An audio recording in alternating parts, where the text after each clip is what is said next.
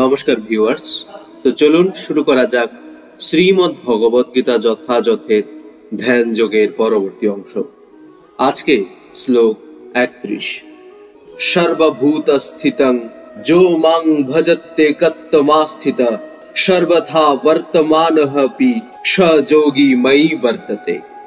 যে যোগী সর্বভূতে স্থিত পরমাত্মা রূপে আমাকে জেনে আমার ভজনা করেন, তিনি সর্ব অবস্থাতেই আমাতে অবস্থান করেন।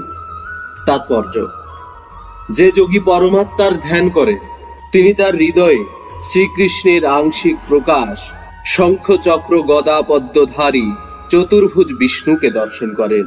যোগীর এটি জানা উচিত যে শ্রীকৃষ্ণ থেকে শ্রী বিষ্ণু ভিন্ন নন।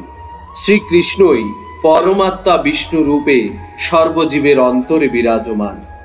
অসংখ্য জীবের অন্তরে যে অসংখ্য পরমাত্মা বিরাজ করছেন, তারাও ভিন্ন নন।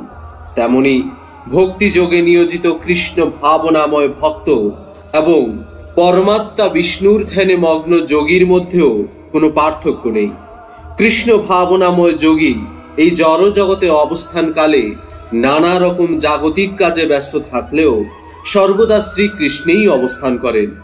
ভক্তি রসামৃত সিন্ধুতে শ্রীলরূপ গোস্বামী সেই সম্বন্ধে বলেছেন, নিখিলাস্বপ্যবস্থাসু জীবন মুক্ত স উচ্যতে।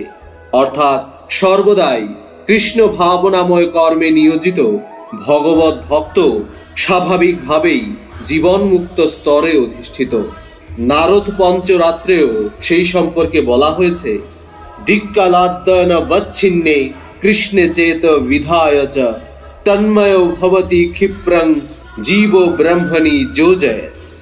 অর্থাৎ যিনি একাগ্র চিত্তে স্থান ও কালের অতি শ্রীকৃষ্ণের সর্বব্যাপক চিন্ময় রূপের ধ্যান করেন, তিনি কৃষ্ণ ভাবনায় তন্ময় হন এবং শ্রীকৃষ্ণের চিন্ময় সান্নিধ্য লাভ করে দিব্য আনন্দ অনুভব করেন।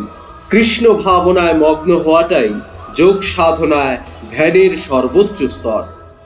সমাধিযুক্ত যোগী যখন উপলব্ধি করতে পারেন যে পরমেশ্বর ভগবান শ্রীকৃষ্ণ পরমাত্মা রূপে সর্বজীবের অন্তরে বিরাজ করছেন, তখনই তিনি সমস্ত কলুষ থেকে মুক্ত হন।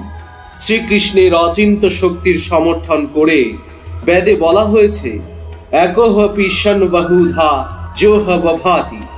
অর্থাৎ যদিও ভগবান একজন, তিনি বহু রূপে অসংখ্য হৃদয়ে বিরাজমান। অনুরূপভাবে স্মৃতিশাস্ত্রে বলা হয়েছে, এক এব পরৌ বিষ্ণু সর্বব্যাপী ন সংশয় অশ্বৈর্যা দ্রপমেকং চ সূর্যবৎ বহুধেয়তে। অর্থাৎ অদ্বিতীয় হলেও শ্রী বিষ্ণু নিঃসন্দেহে সর্বব্যাপক। তার অচিন্ত শক্তির প্রভাবে তিনি এক রূপেও সর্বত্র বিদ্যমান। ঠিক যেমন সূর্য একই সময় বহু স্থানে দৃষ্ট হন।